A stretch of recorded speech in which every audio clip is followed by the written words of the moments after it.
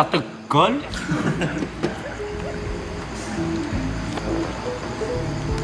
Biasa orang Korea gitu atau ini kan kalau makanan enak tuh ada ekspresinya mas biasa.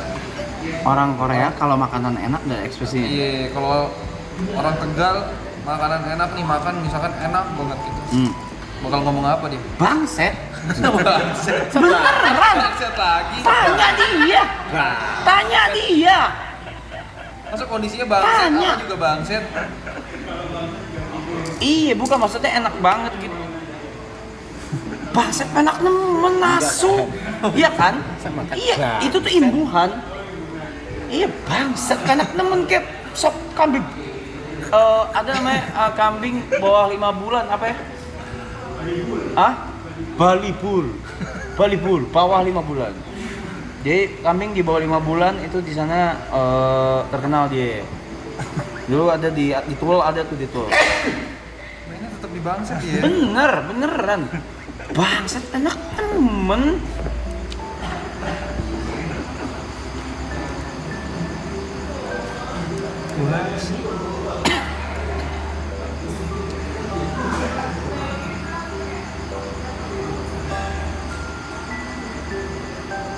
Kok ada lagu ini? Kok ada lagu Mana tidur? disuruh tidur sih kita? Kalau dipaksa-paksa gini nggak enak kita ya? Iya, masa Kalau tim kreatif udah nyuruh tidur gitu kan?